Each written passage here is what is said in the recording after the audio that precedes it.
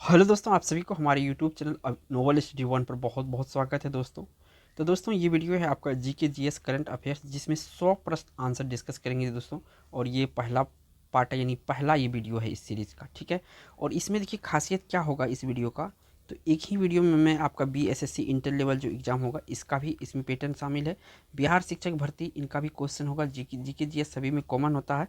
और मेन है कि बिहार दरोगा जो है इनका भी इसमें शामिल किया हूँ। अगर ये तीनों की तैयारी कर रहे हैं तो आपके लिए ये वीडियो काफ़ी इंपॉर्टेंट है। और भी कोई एग्ज़ाम सरकारी नौकरी की तैयारी कर रहे हैं तो ये भी आपके लिए इंपॉर्टेंट होने वाला है, क्योंकि यही क्वेश्चन आपके सारे एग्ज़ाम आने वाले में पूछा जाएगा। तो लेट नहीं करते हुए चलते हैं पहला क्वेश्चन पर। पहला क्वेश्चन देखिए दोस्तों, इसे पूछा गया है आपसे कि जो बारह मासा है इसकी रचना किसने किया था। तो देखिए बारह मासा का रचना किसके द्वारा किया गया था। तो ये किया गया था मलिक मोहम्मद जैसी के द्वारा। किसके द्वारा? मलिक मोहम्मद जैसी के द्वारा। आपको याद रखना है, बारह मासा का रचना किसने किया था? मलिक मोहम्मद जैसी। बढ़िया, 2 नंबर क्वेश्चन पर दोस्तों। 2 नंबर क्वेश्चन कि भारतीय अधिकारियों की शपथ का उल्लेख निम्नलिखित में से किस अनुसूची में शामिल किया गया है। तो यहाँ पे शपथ की बात चल रहा है अधिकारियों का। तो अधिकारियों का शपथ जो लगाया जाता है अनुसूची 13 के अकॉर्डिंग, क्या अनुसूची 3 जो है ये आपका क्या कहता है कि भारतीय अधिकारियों को शपथ का उल्लेख है इसमें। सी ऑप्शन इस क्वेश्चन का राइट आंसर है। बढ़िएगा नेक्स्ट क्वेश्चन पर। नेक्स्ट क्वेश्चन जो यहाँ से पूछा गया है दोस्तों, 3 नंबर का क्वेश्चन कि ट्रॉपिक ऑफ कैंसर निम्नलिखित में से कहाँ से होकर नहीं गुजरती है। ये ट्रॉपिक ऑफ कैंसर कहाँ से होकर नहीं गुजरती है। तो देखिए भारत से गुजरती है, बांग्लादेश से गुजरती है, म्यांमार से गुजरती है। ये जो दोस्तों पाकिस्तान है यहाँ से नहीं होकर गुजरती है। तो इस क्वेश्चन का राइट आंसर यहाँ पे बी ऑप्शन सही है।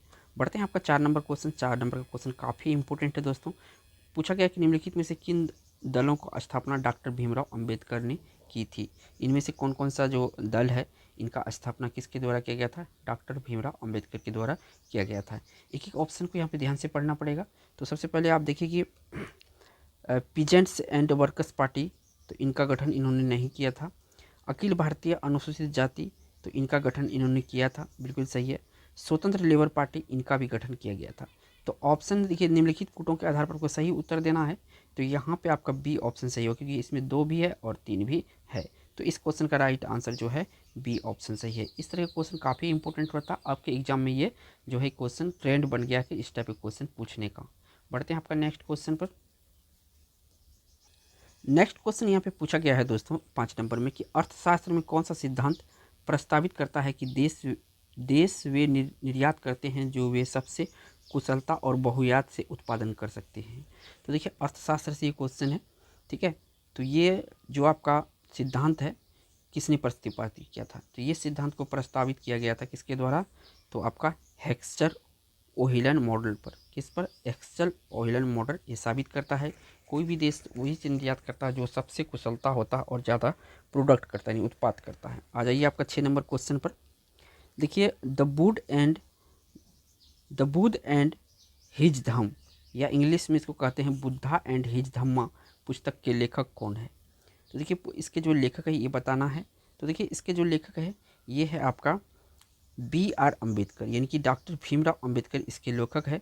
द बुद्धा एंड हिज धामा का काफ़ी इंपॉर्टेंट क्वेश्चन है, तो याद रखिएगा इसका आंसर। और दोस्तों अगर वीडियो पे पहली बार आए हैं तो वीडियो को एक लाइक जरूर कीजिएगा दोस्तों, और चैनल पे पहली बार है तो चैनल को सब्सक्राइब जरूर कीजिएगा। बढ़ते हैं आपका नेक्स्ट क्वेश्चन पर। नेक्स्ट यहाँ पे क्वेश्चन पूछा गया है दोस्तों 7 नंबर का क्वेश्चन कि स्वराज शब्द का प्रयोग करने वाला पहले भारतीय थे। यहाँ पे पूछा पहले भारतीय, तो स्वराज शब्द सबसे पहले जो इस्तेमाल किया गया था ये बाल गंगाधर तिलक ने कहा था। किसने कहा था? बाल गंगाधर तिलक के द्वारा सबसे पहले किया गया था प्रयोग किसका? स्वराज्य शब्द का। तो 7 का यहाँ पे सी ऑप्शन सही हो जाएगा। आ जाइए 8 नंबर पे। 1820 के दशक में अंग्रेजों के खिलाफ व्यापक विद्रोह हुए, निम्नलिखित में से किसने 1820 के दशक में विद्रोह नहीं किया था। तो यहाँ पे 1820 के बात चल रहा है। तो 1820 में जो है अहोम विद्रोह हुआ था, पागल विद्रोह हुआ था, और इसके बाद आपका रामोसी विद्रोह हुआ था। ये जो संथाल विद्रोह हुआ था इसके बाद हुआ था। तो इस क्वेश्चन का राइट आंसर यहाँ पे ए ऑप्शन सही हो जाएगा। पढ़ते हैं आपका नेक्स्ट क्वेश्चन पर।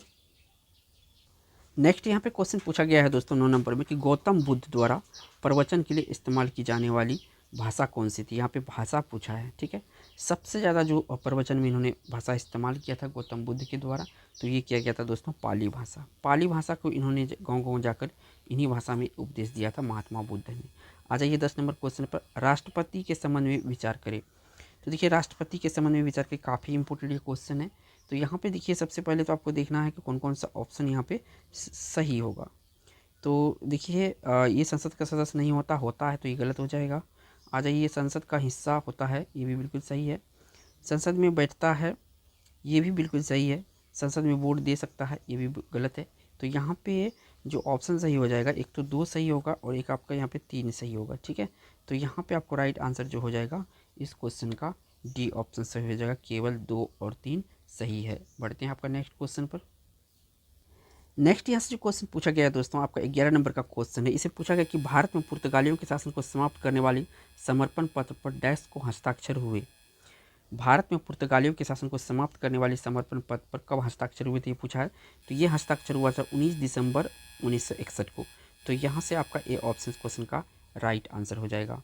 पढ़ते हैं आपका 12 नंबर क्वेश्चन पर। देखिए 12 नंबर क्वेश्चन में पूछा गया है, सौरमंडल का सबसे गर्म ग्रह होने का गौरव प्राप्त है। तो सबसे गर्म ग्रह जो है यहाँ पे शुक्र है। शुक्र से एक बात याद रखिएगा, शुक्र जो भोर का तारा, सांझ का तारा, चमकीला ग्रह, इसी नाम से भी पुकारा जाता है, इत्यादि नाम से। तो यहाँ पे आपका सी ऑप्शन सही है। बढ़िएगा नेक्स्ट क्वेश्चन पर। नेक्स्ट यहाँ से जो क्वेश्चन पूछा गया है 13 नंबर में, लचीली विनिमय दर प्रणाली विनिमय दरों के बारे में लंबी चौड़ी भविष्यवाणी करने के लिए किस सिद्धांत का उपयोग किया जाता है। लचीली विनिमय प्रणाली दर की लंबी चौड़ी भविष्यवाणी किस सिद्धांत का उपयोग किया जाता है। तो इसमें जो क्रय शक्ति समता सिद्धांत का उपयोग किया जाता है। किसका? क्रय शक्ति समता सिद्धांत का। इकोनॉमिक्स से क्वेश्चन है, काफ़ी इंपॉर्टेंट क्वेश्चन है ये, ठीक है। इसके बाद आ जाइए 14 नंबर पर, ब्लेडर शब्द किस खेल से संबंधित है। ये जो ब्लेडर शब्द है इस किस खेल से संबंधित है। तो देखिए ब्लेडर शब्द जो है आपका ये बॉक्सिंग से संबंधित होता है। किससे संबंधित होता है? बॉक्सिंग से संबंधित होता है। तो यहाँ पे आपका डी ऑप्शन सही हो जाएगा 14 का। बढ़िएगा नेक्स्ट क्वेश्चन पर। नेक्स्ट यहाँ पे क्वेश्चन पूछा गया है दोस्तों 15 नंबर में कि सिम्पसन मरुभूमि किस देश में है। तो सिम्पसन मरुभूमि जो है ये आपका ऑस्ट्रेलिया में है। कहाँ पे? ऑस्ट्रेलिया में। आपको याद रखना है सिम्पसन भूमि जो मरुभूमि जो है ये आपका ऑस्ट्रेलिया में। यहाँ से ये ऑप्शन 15 का सही होगा। आ जाइए 16 नंबर क्वेश्चन पर, किस देश ने अब तक सबसे शक्तिशाली मिसाइल DF-41 का अनावरण किया है। बहुत शक्तिशाली मिसाइल है, D141 नाम याद रखिएगा। अब तक किसने शक्तिशाली मिसाइल जो D141 है, DF-41 है, इसका अनावरण किया है। तो ये किया है चीन देश। किसने किया है? चीन किया है। तो यहाँ पे ऑप्शन चीन सही हो जाएगा। बढ़ते हैं आपका नेक्स्ट क्वेश्चन पर।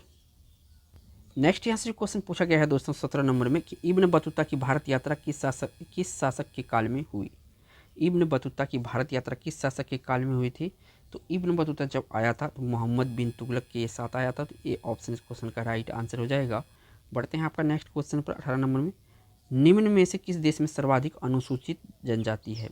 किस प्रदेश में? यहाँ पे प्रदेश कहने का मतलब भारत का राज्य से हुआ, ठीक है ना। किस प्रदेश में अनुसूचित जनजाति सबसे अधिक है।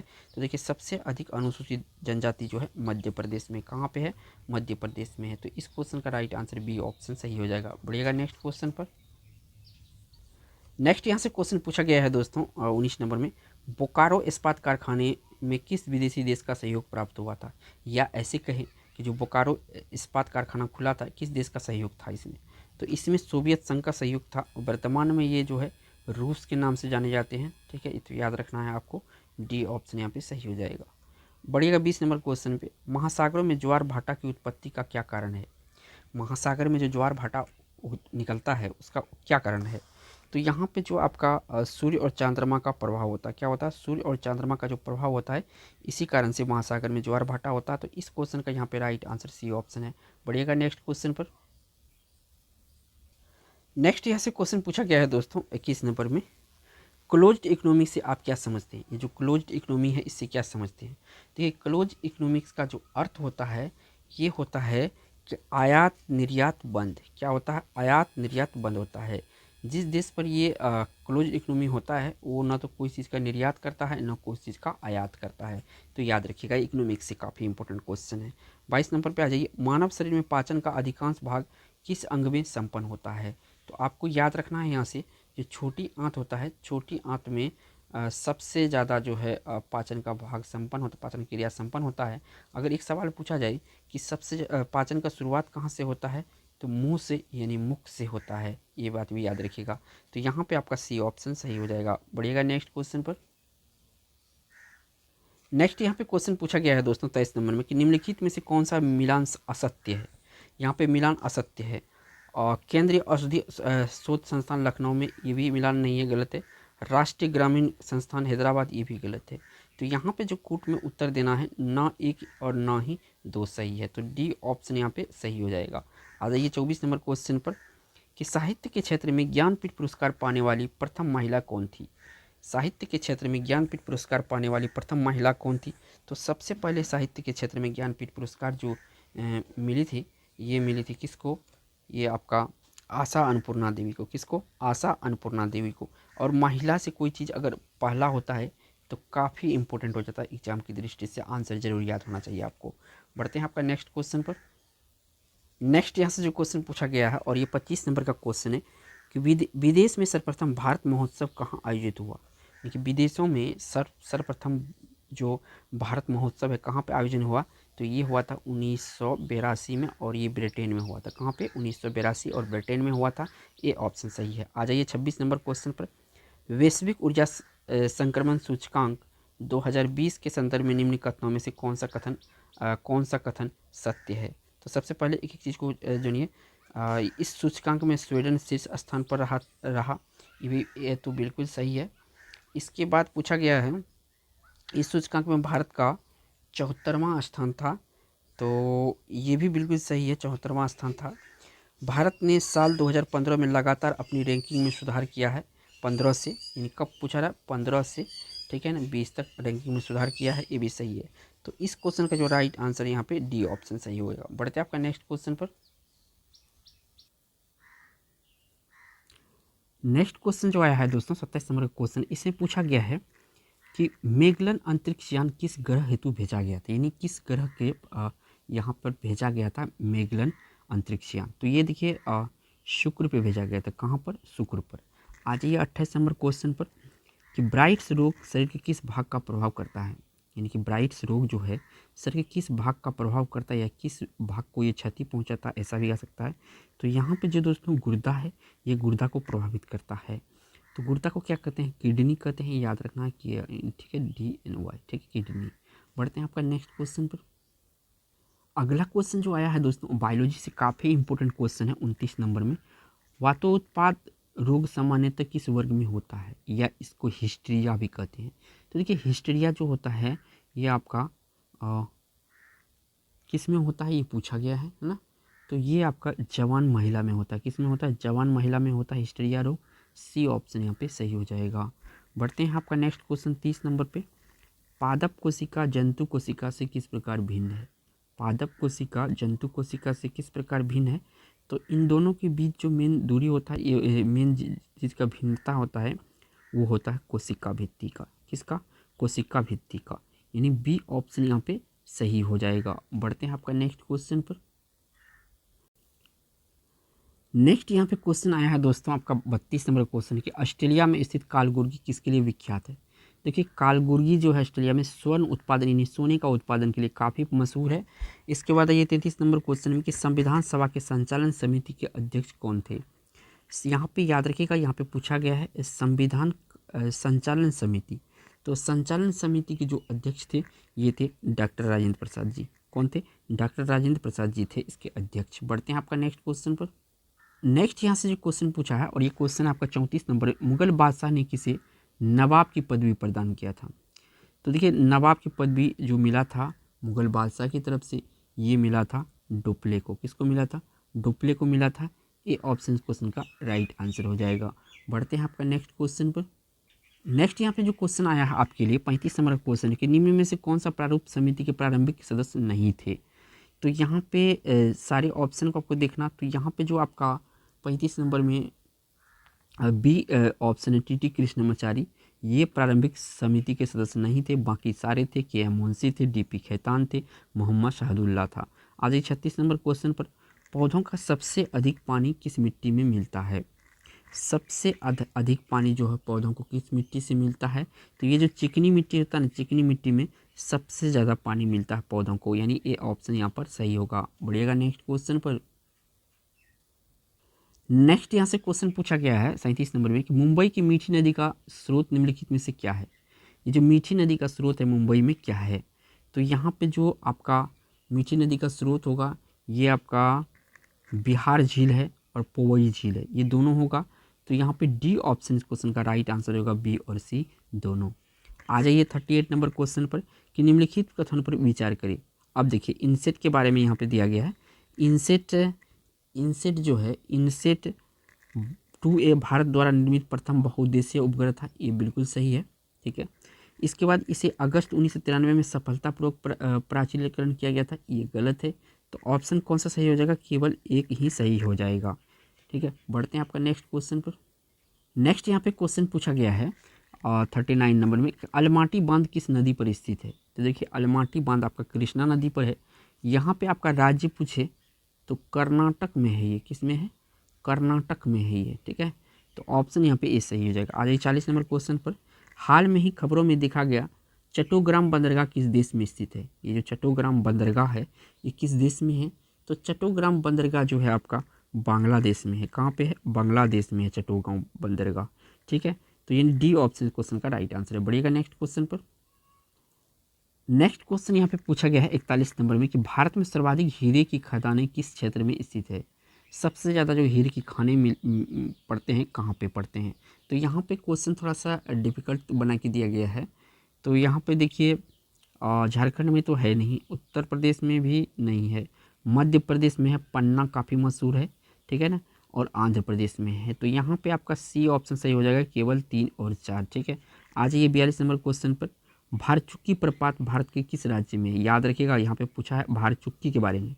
तो भारचुक्की प्रपात जो है ये आपका कहाँ पड़ता है, तो भारचुक्की पड़ता है आपका कर्नाटक में। कहाँ पे, कर्नाटक में। ए ऑप्शन सही है। बढ़िएगा नेक्स्ट क्वेश्चन पर।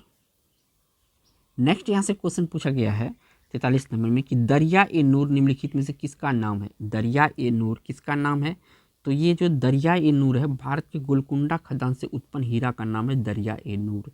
यानी सी ऑप्शन यहाँ पे सही हो जाएगा 43 का, है ना। बढ़ते हैं आपका नेक्स्ट क्वेश्चन पर। यहाँ पे है 44 नंबर में, इंडोनेशिया में खेती का तरीका लदांग भारत के किस हिस्से में प्रचलित है। लदांग जो होता है ना, ये पहाड़ी इलाकों में सीढ़ीनुमा खेत बना के खेती किया जाता है। ठीक है, तो अपना भारत का जो उत्तर पूर्व भारत है, उत्तरी पूर्वी भारत, यहाँ पे इसी प्रकार की खेती किया जाता है। किस तरह का, लदांग टाइप का। बढ़ते हैं आपका नेक्स्ट क्वेश्चन पर।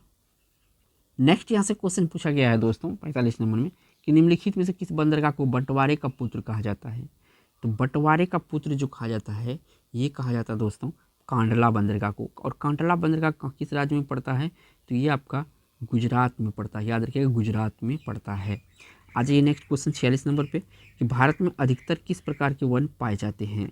तो भारत में जो अधिकतर वन पाए जाते हैं ये आपका उष्णकटिबंधीय पर्णपाती वन भारत में सबसे अधिक पाए जाते हैं। तो यहाँ पे ए ऑप्शन सही हो जाएगा। बढ़ते हैं नेक्स्ट क्वेश्चन पर। नेक्स्ट यहाँ से क्वेश्चन पूछा गया है दोस्तों 47 नंबर में कि निम्नलिखित में से कौन सा एक लोकप्रिय पेड़ है जो वाहनों के प्रदूषण को अवशोषित करने के लिए सड़क के किनारे उगाया जाता है। काफ़ी इंपॉर्टेंट है, बायोलॉजी से ये क्वेश्चन है। आई होप कि आपको आंसर पता होगा, नहीं पता होगा तो देख लीजिएगा। तो सबसे ज़्यादा जो आपका यहाँ पे बोगनविलिया है, बोगनविलिया सड़क के किनारे लगाया जाता है, इसीलिए ये प्रदूषकों को अवशोषित कर ले। तो इस क्वेश्चन का जो राइट आंसर है यहाँ पे डी ऑप्शन सही हो जाएगा। आ जाइए 48 नंबर क्वेश्चन पर। एक फ्यूज तार का उपयोग डैश के लिए होता है। देखिए फ्यूज तार जो लगे होते हैं ना, ये जो फ्यूज लगते होते हैं बीच में सर्किट के अंदर, तो इससे क्या होता है, तो इससे जो आगे का अगर कोई शॉर्ट सर्किट होगा तो आगे का जो परिपथ है क्षति होने से बच जाता है, इसका मेन कारण होता है। तो देखिए यहाँ पे ऑप्शन में आपको सिलेक्ट करना है तो अत्यधिक धारा प्रभाव के समय विद्युत परिपथ को तोड़ने का। यानी कि अगर अचानक यहाँ से बहुत मात्रा ज़्यादा में अगर करंट फ्लो होने लगे तो ये क्या हो जाएगा, ब्रेक हो जाएगा इस कंडीशन में। बढ़ते हैं नेक्स्ट क्वेश्चन पर। नेक्स्ट यहाँ पे क्वेश्चन पूछा गया है 49 नंबर क्वेश्चन कि धर्म सुधार आंदोलन की शुरुआत किस सदी में हुई। जो धर्म सुधार आंदोलन था, ये आंदोलन तो किस सदी में स्टार्ट हुआ था इनका, तो ये जो है सदी है आपका कौन सा सदी हो जाएगा, तो 16वीं सदी में स्टार्ट हो गया था। कौन सा, 16वीं सदी में, याद रखिएगा। 50 नंबर पे आ जाइए, निम्न में से कौन सा मेघालय पठार का अंश नहीं है। तो यहाँ पे देखिए गारो पहाड़ियाँ, खासी पहाड़ियाँ, जयंती पहाड़ियाँ, ये तीनों जो है ये आपका मेघालय पठार का भाग है। ठीक है ना। यहाँ पे जो आपका भुवन पहाड़ियाँ ये नहीं है, तो ये ऑप्शन सही हो गया। इनसे मैं एक बात और क्लियर करना चाहता हूँ, ये जो आपका गारो खासी जयंतियाँ है, यहाँ का ये पठार पहाड़ भी है, पहाड़ भी है। ठीक है, यहाँ का ये जिला भी है, यहाँ का एक जो जनजाति होता है ये जनजाति भी है। ठीक है, तो इनके बारे में याद रखना है, क्योंकि एक क्वेश्चन में कितना बार अलग अलग तरीके से पूछा जाता है। बढ़ते हैं आपका नेक्स्ट क्वेश्चन पर। नेक्स्ट क्वेश्चन ये 51 नंबर का आपके लिए पूछा गया कि निम्नलिखित कथन पर विचार कीजिए। तो निम्नलिखित कथन पर विचार कीजिए, इसके नीचे दिया हुआ कि कौन सा कथन सही है ना। तो पढ़िए इसको। तो यहाँ पे यह आपका दक्षिण भारतीय द्रविड़ स्थापत्य शैली निर्मित विरूपाक्ष मंदिर हम्पी कर्नाटक में स्थित है।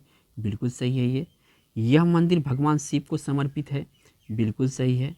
इसका निर्माण लोक महादेवी यानी विक्रमादित्य द्वितीय का प्रथम पत्नी द्वारा कराया गया था। ये भी सही है। तो यानी कि तीनों का तीनों सही है। तो यहाँ पे आपको सी ऑप्शन सही हो जाएगा, 1, 2 और तीनों सही है। आ जाइए 52 नंबर क्वेश्चन पर। पंचायतन क्या है? ये जो पंचायतन है ये क्या है? तो पंचायतन जो है ये मंदिर निर्माण की एक शैली है। क्या है? पंचायतन मंदिर निर्माण की एक शैली है, यानी सी ऑप्शन यहाँ पे सही हो जाएगा। बढ़ते हैं आपका नेक्स्ट क्वेश्चन पर। नेक्स्ट यहाँ से क्वेश्चन पूछा गया है दोस्तों 53 नंबर में कि भारतीय दर्राओं की अवस्थिति के संबंध युग्मों पर विचार कीजिए। मानी कौन सा दर्रा कहाँ पर है? तो देखिए सबसे पहले तो आपको ऊपर देखना है 53 नंबर से, ठीक है ना। 53 नंबर में तो ये जो है 53 नंबर में 53 नंबर, हाँ 53 नंबर में लिपुलेख दर्रा ये उत्तराखंड में है, ठीक है। इसके बाद आपका माना दर्रा कहाँ पर है? हिमाचल प्रदेश में है। कहाँ पर है? हिमाचल प्रदेश में है माना दर्रा, ठीक है ना। इसके बाद आपका जो है तुजू दर्रा सिक्किम में नहीं है। जेलेपला दर्रा सिक्किम में है। तो यहाँ पे आपको जो राइट आंसर हो जाएगा 3 वाला ऑप्शन यहाँ पे। 1 मिनट है, 1, 2 और 3, 4, 1, 2, 4 सही है। तो 1, 2, 4 सही है, यहाँ पे बी ऑप्शन सही हो जाएगा। बढ़िएगा नेक्स्ट क्वेश्चन पर। तो नेक्स्ट क्वेश्चन को मैं थोड़ा सा इसको ऊपर लाता हूँ। आ गया क्वेश्चन यहाँ पे 54 नंबर में, आवेग का सूत्र को हम किस तरह परिभाषित कर सकते हैं? तो ये आवेग जो बराबर होता है, किसके बराबर होता है कहने का ये भी अर्थ है। तो बल गुना समय अंतराल के बराबर होता है आवेग। आवेग बराबर क्या होता है? बल गुना समय अंतराल, यानी सी ऑप्शन क्वेश्चन का राइट आंसर हो जाएगा। बढ़ते हैं आपका नेक्स्ट क्वेश्चन पर। नेक्स्ट यहाँ से क्वेश्चन पूछा गया है दोस्तों 55 नंबर में, विश्व धरोहर दिवस कब मनाया जाता है? यानी world heritage day observed on, कब मनाया जाता है? हर साल मनाया जाता है ये। तो ये जो मनाया जाता है हर साल आपका 18 अप्रैल को प्रत्येक साल मनाया जाता है विश्व धरोहर दिवस। आ जाइए नेक्स्ट 56 नंबर पर। कारेवास मृत्तिका जो जाफरन के उत्पादन के लिए उपयोगी है पाई जाती है। केसर का एक स्थानीय प्रकार है जाफरन, याद रखिएगा। तो देखिए जाफरन जो है ये आपका कश्मीर हिमालय का यहाँ पे ये उगता है। कहाँ पे? कश्मीर हिमालय में। अगर राज्य पूछे ना राज्य, तो जम्मू कश्मीर जो है एकमात्र भारत में राज्य है जो कि आपका केसर उत्पादन करता है। ये ऑप्शन सही है। बढ़ते हैं आपका नेक्स्ट क्वेश्चन पर।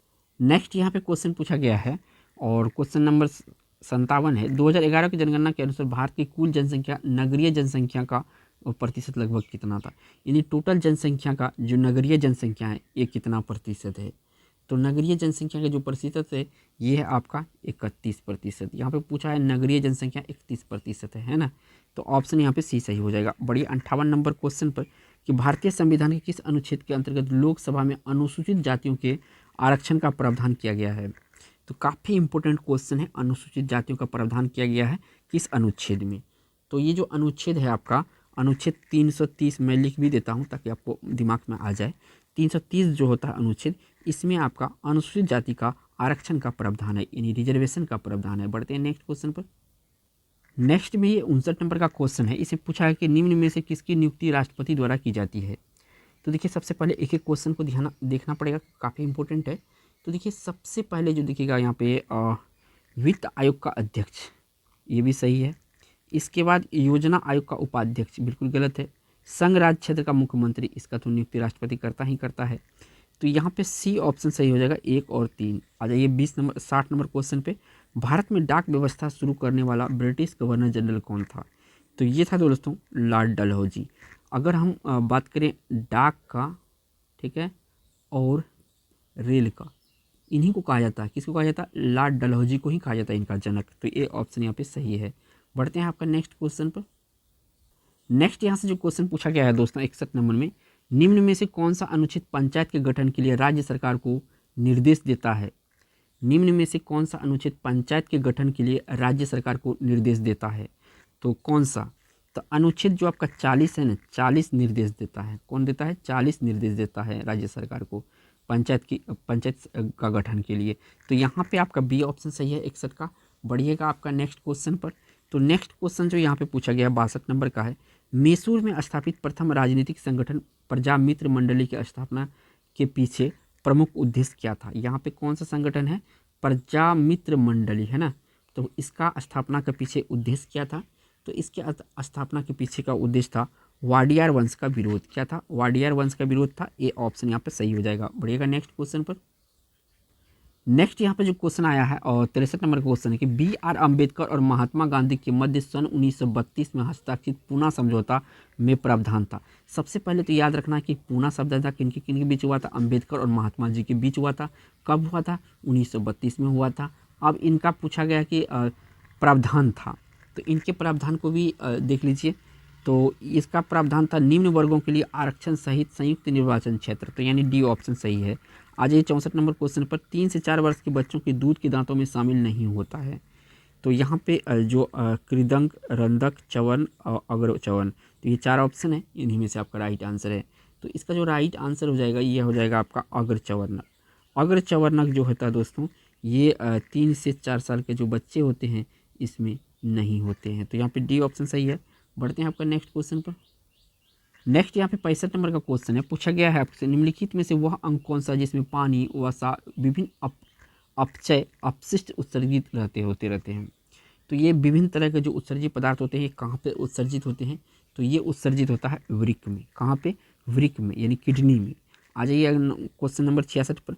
बक्सर के युद्ध में ईस्ट इंडिया कंपनी का सेना का सेनापति कौन था। यहाँ पे ईस्ट इंडिया पूछा है, तो यहाँ पे ईस्ट इंडिया कंपनी का जो सेनापति था ये था हेक्टर मुनरो। कौन था, हेक्टर मुनरो था। सी ऑप्शन यहाँ पे सही हो जाएगा। बढ़ते हैं आपका नेक्स्ट क्वेश्चन पर।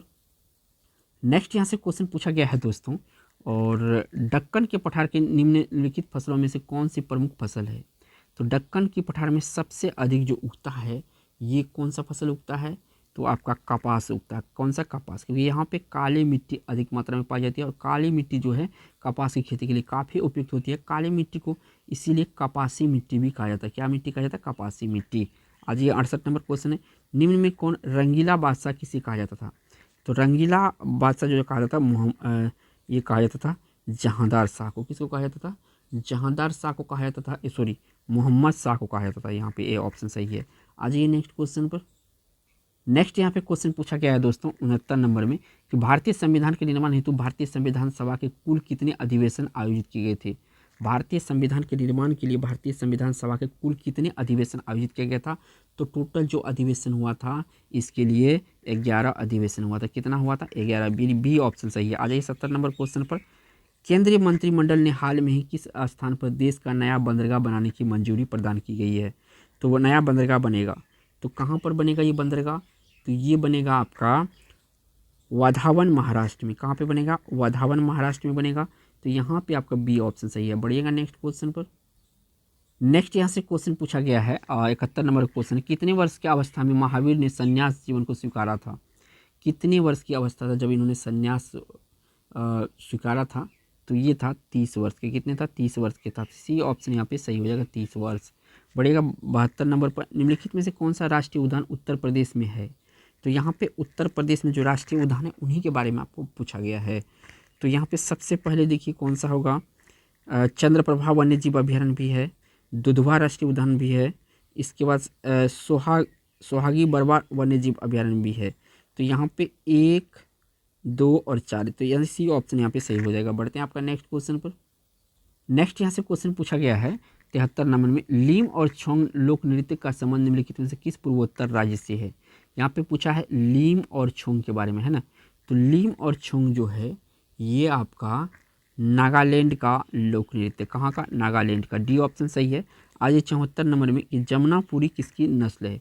तो देखिए जमुनापुरी जो है उन्नत नस्ल है बकरी का, यानी सी ऑप्शन यहाँ पे सही होगा। बढ़ते हैं आपका नेक्स्ट क्वेश्चन पर। नेक्स्ट यहाँ पे क्वेश्चन पूछा गया है दोस्तों 75 नंबर में, विमानन गैसोलीन में एथिलीन ग्लाइकोल मिलाया जाता है क्योंकि यह, विमानन गैसोलीन में एथिलीन ग्लाइकोल मिलाया जाता है, इसका क्या कारण है।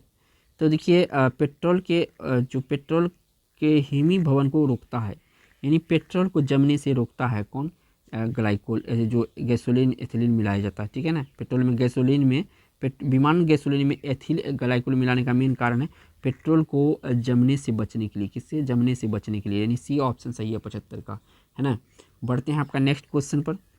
फोटोन के कण बनने की प्रकृति निम्नलिखित में से किस पर टिकी होती है? तो फोटोन की जो प्रकृति होता है ये आपका प्रकाश विद्युत प्रभाव पर डिपेंड करती है। किस पर? प्रकाश के विद्युत प्रभाव पर। सी ऑप्शन सही है। बढ़ते हैं आपका नेक्स्ट क्वेश्चन पर। नेक्स्ट यहाँ से क्वेश्चन पूछा गया है दोस्तों 77 नंबर में, प्रकाशीय फिल्टर का उद्देश्य क्या है? जो प्रकाशीय फिल्टर है इसका उद्देश्य क्या है? तो इसका उद्देश्य होता है विभिन्न रंगों के प्रकाश का संचलन या समावेश करना, जो होता है प्रकाशीय फिल्टर का उद्देश्य होता है। आ जाइए 78 नंबर क्वेश्चन में, परिसीमन आयोग का अध्यक्ष कौन होता है? ये जो परिसीमन आयोग होता है इसका अध्यक्ष कौन होता है? तो इसका अध्यक्ष होता है मुख्य चुनाव आयुक्त। कौन होता है? परिसीमन आयोग का अध्यक्ष मुख्य चुनाव आयुक्त होता है। सी ऑप्शन सही है। बढ़ते हैं आपका नेक्स्ट क्वेश्चन पर। नेक्स्ट यहाँ पे क्वेश्चन पूछा गया है और 79 नंबर का क्वेश्चन है कि न्यूमिस्मेटिक्स क्या है? न्यूमिस्मेटिक्स क्या है? तो न्यूमिस्मेटिक्स जो है ये आपका सिक्कों व धातुओं का अध्ययन को क्या कहता है? न्यूमिस्मेटिक कहा जाता है। बी ऑप्शन सही है। आ जाएगा 80 नंबर क्वेश्चन पर। निम्नलिखित में से कौन सा एक राज्य निदेश सिद्धांतों का नीति उद्देश्य नहीं है? यानी कि राज्य के नीति निदेशक सिद्धांतों का नीति का उद्देश्य नहीं है, कौन सा इसमें राइट होगा आंसर? तो यहाँ पे जो कितना नंबर का? 79 नंबर का है। तो इसका जो सामाजिक आर्थिक न्याय को सुनिश्चित करना इसका उद्देश्य नहीं है। बाकी ये तीनों कल्याणकारी राज्य की स्थापना करना, एक धार्मिक राज्य की स्थापना करना, एक धर्मनिरपेक्ष राज्य की स्थापना करना, ये है। बाकी ये वाला जो बी ऑप्शन है ये नहीं है 80 का। बढ़ते हैं आपका नेक्स्ट क्वेश्चन पर। एक मिनट दोस्तों, मैं यहाँ पे थोड़ा सा गलती कर दिया हूँ। यहाँ पे 80 में जो होगा निम्नलिखित में से कौन सा एक राज्य नीति सिद्धांतों का नीति का उद्देश्य नहीं है? तो यहाँ जो राइट आंसर होगा एक धार्मिक राज्य की स्थापना करना, इसका उद्देश्य नहीं है। बाकी ये तीनों उद्देश्य है। ठीक है, बढ़ते हैं आपका नेक्स्ट क्वेश्चन पर। नेक्स्ट यहाँ पे क्वेश्चन पूछा गया है दोस्तों 81 नंबर में कि धन विधेयक पेश किया जा सकता है। ये जो धन विधेयक है कहाँ पे पेश किया जा सकता है? तो धन विधेयक को केवल राज्यसभा में लोकसभा में पेश किया जा सकता है, यानी ए ऑप्शन यहाँ पे सही है। बढ़ते हैं आपका नेक्स्ट क्वेश्चन 82 नंबर पे। गुरिल्ला युद्ध विधियों का नेतृत्व किसने किया था? यानी इसका जो प्रयोग किया था गुरिल्ला युद्ध का किसने किया था? तो इसका क्या था? शिवाजी। किसने किया था? शिवाजी किया था। सी ऑप्शन सही है। देखिए कहीं कहीं पे ये बाबर दिखाएगा, तो बाबर भी किया था, लेकिन और राइट आंसर यहाँ पे फिलहाल जो है शिवाजी होगा। बढ़ते हैं आपका नेक्स्ट क्वेश्चन पर। नेक्स्ट यहाँ से क्वेश्चन पूछा गया है दोस्तों 83 नंबर में, जिस ताप पर कोई ठोस पदार्थ उष्मा पाकर द्रव में परिणत हो जाता है। जिस ताप पर कोई ठोस पदार्थ उष्मा पाकर द्रव में परिणत होता है तो उसे क्या कहते हैं?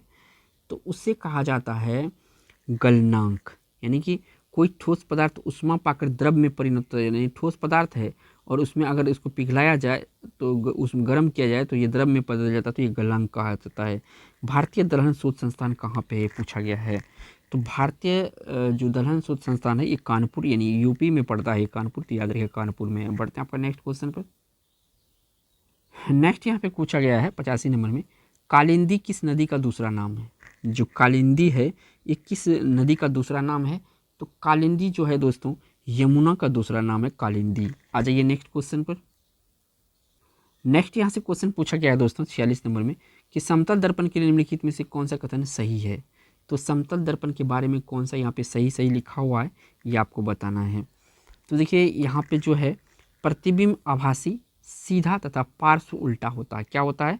प्रतिबिंब आभासी यानी काल्पनिक होती है, सीधा होता है और पार्श्व उल्टा भी होता है। तो सी ऑप्शन यहाँ पे सही है। आ जाइए 87 नंबर क्वेश्चन के निम्नलिखित में से कौन सा घटना सबसे बाद में घटित हुई थी? तो सबसे बाद में घटित होने वाला यानी घटना के बारे में बताना है। तो यहाँ पे जो बंगाल का सबसे बाद में हड़प नीति पहले हुआ था 1900 पहले हुआ था। बंगाल विभाजन ये आपका 1905 में हुआ था। ठीक है, अस्थाई बंदोबस्त 1900 की, सहायक संधि ये भी पहले हुआ था, लेकिन यहाँ पे जो बंगाल विभाजन है ये 1905 में हुआ था, ये सबसे बाद में हुआ था। तो बी ऑप्शन सही है। बढ़ते हैं आपका नेक्स्ट क्वेश्चन पर। नेक्स्ट यहाँ पे क्वेश्चन पूछा गया है दोस्तों 88 नंबर में, हस्तांतरण के लिए आरक्षित भूमि को मुगल काल में क्या कहा जाता था? हस्तांतरण के लिए आरक्षित भूमि को मुगल काल में क्या कहा जाता था? तो मुगल काल में इसे पैबाकी या पायबाकी कहा जाता था। सी ऑप्शन सही है। बढ़ते हैं 89 नंबर क्वेश्चन पर। 2011 की जनगणना के अनुसार भारत में सबसे कम जनसंख्या वाला राज्य कौन सा है? तो सबसे कम जनसंख्या वाला राज्य यहाँ पे पूछा है, तो 89 का आंसर देना। तो यहाँ पे जो सिक्किम है सबसे कम जनसंख्या वाला राज्य, सी ऑप्शन सही है। बढ़ते हैं आपका नेक्स्ट क्वेश्चन पर। नेक्स्ट यहाँ पे 90 नंबर का क्वेश्चन है, इसे पूछा गया गणतंत्र दिवस परेड 2020 में किस राज्य की झांकी को प्रथम पुरस्कार मिला था? तो प्रथम पुरस्कार जो मिला था विश्व झांकी पर, ये मिला था दोस्तों, किसको मिला था? ये मिला था असम को। आ जाइए 91 नंबर क्वेश्चन पर। अखिल भारतीय ट्रेड यूनियन कांग्रेस के प्रथम अध्यक्ष कौन थे? अखिल भारतीय ट्रेड यूनियन कांग्रेस के प्रथम अध्यक्ष कौन थे? तो इसके अध्यक्ष थे लाला लाजपत राय। कौन थे? लाला लाजपत राय थे। बी ऑप्शन यहाँ पे सही है। बढ़ते हैं आपका नेक्स्ट क्वेश्चन पर। नेक्स्ट यहाँ पे क्वेश्चन पूछा गया है दोस्तों 92 नंबर में कि भारतीय राष्ट्रीय कांग्रेस की प्रथम महिला अध्यक्ष कौन थी? तो ये एनी बेसेंट प्रथम महिला अध्यक्ष थी। यहाँ पे पूछा है कि प्रथम भारतीय महिला, यहाँ लगा दे भारतीय महिला, तब जाके आपको लगाना है सरोजिनी नायडू, लेकिन फिलहाल यहाँ पे एनी बेसेंट इस क्वेश्चन का राइट आंसर होगा। बढ़ते हैं 93 नंबर में क्वेश्चन में, कौन सा भारतीय राज्य नेपाल और भूटान को अलग करता है? तो कौन सा भारतीय राज्य जो है नेपाल और भूटान को अलग करता है इनमें से? तो यहाँ पे जो दोस्तों आपका सिक्किम है, सिक्किम, अरुणाचल प्रदेश, ठीक है, तो यहाँ पे सिक्किम इस क्वेश्चन का राइट आंसर हो जाएगा। बढ़ते हैं आपका नेक्स्ट क्वेश्चन पर। नेक्स्ट यहाँ पे क्वेश्चन पूछा गया 94 नंबर में पूछा गया कि न्यूनतम आवश्यकता को संकल्पना निम्नलिखित पंचवर्षीय योजना में किस एक नवोत्पाद है? न्यूनतम आवश्यकता, तो ये न्यूनतम आवश्यकता जो है ये आपका 5वीं पंचवर्षीय योजना का नवोत्पाद है। बी ऑप्शन यहाँ पे सही हो जाएगा। आ जाइए 95 नंबर क्वेश्चन पर। संरचनात्मक योजना किसके निर्दिष्ट करती है? तो संरचनात्मक योजना है ये निर्दिष्ट करती है कि विद्यमान संस्थाओं को बदलना या नई संस्था का सृजन करना, ठीक है। सी ऑप्शन यहाँ पे सही है। बढ़ते हैं आपका नेक्स्ट क्वेश्चन पर। नेक्स्ट यहाँ पे क्वेश्चन पूछा गया है 96 नंबर में कि निम्नलिखित में से वह कौन सी शर्त है जो भारत के विकास के लिए आवश्यक नहीं है? भारत के विकास के लिए आवश्यक नहीं है, ये पूछा गया है 96 में। तो यहाँ पे जो जनसंख्या वृद्धि है ये भारत के विकास के लिए आवश्यक नहीं है। बाकी पूंजी संचयन, संसाधन खोज, प्रौद्योगिकी विकास, ये तीनों है। बाकी जनसंख्या वृद्धि जो है भारत में ऑटोमेटिक होता रहा है। इसके बाद 97 नंबर क्वेश्चन पर कि प्रतिकूल भुगतान संतुलन की स्थिति कब उत्पन्न होता है? प्रतिकूल भुगतान संतुलन कब उत्पन्न होता है? तो ये जो है जब आयात की मात्रा निर्यात से अधिक होता है। जब क्या होता है? आयात का मात्रा निर्यात से अधिक होता है तो प्रतिकूल भुगतान होता है। ए ऑप्शन सही है। बढ़ते हैं आपका नेक्स्ट क्वेश्चन पर। नेक्स्ट यहाँ पे क्वेश्चन पूछा गया है आपसे और 98 नंबर में कि सेबी संबंधित है। सेबी का यहाँ पे एक तरह से फुल फॉर्म पूछा गया है। तो यहाँ पे जो है security and exchange board of India होता है और इसका हेडक्वार्टर पूछे तो हेडक्वार्टर कहाँ पे है? मुंबई में है। बढ़िएगा नेक्स्ट क्वेश्चन 99 नंबर पे। एशियाई खेलों में स्वर्ण पदक प्राप्त करने वाली पहली भारतीय महिला कौन थी? एशियाई खेलों में, तो एशियाई खेलों में सबसे पहले मिली थी कमलजीत संधू को। कौन सा पदक मिला था? स्वर्ण पदक। बढ़ते हैं नेक्स्ट क्वेश्चन पर। नेक्स्ट क्वेश्चन में फिर पूछा गया है दोस्तों 100 नंबर का, एक डायोप्टर क्षमता वाले दो उत्तल लेंस एक दूसरे के संपर्क में रखा गया है, इस संयुक्त लेंस के समूह को फोकस दूरी होगा। तो एक डायोप्टर का है फोकस दूरी कितना होगा? आधी हो जाएगी। कितना हो जाएगा? आधी हो जाएगा। यानी इस क्वेश्चन का राइट आंसर 0.5 m होगा, यानी आप आधा मीटर होगा। तो डी ऑप्शन सही है। दोस्तों अगर वीडियो अच्छा लगा तो एक लाइक जरूर कीजिएगा दोस्तों, और चैनल पर पहली बार है तो चैनल को सब्सक्राइब जरूर कीजिएगा। थैंक्स फॉर वॉचिंग दोस्तों।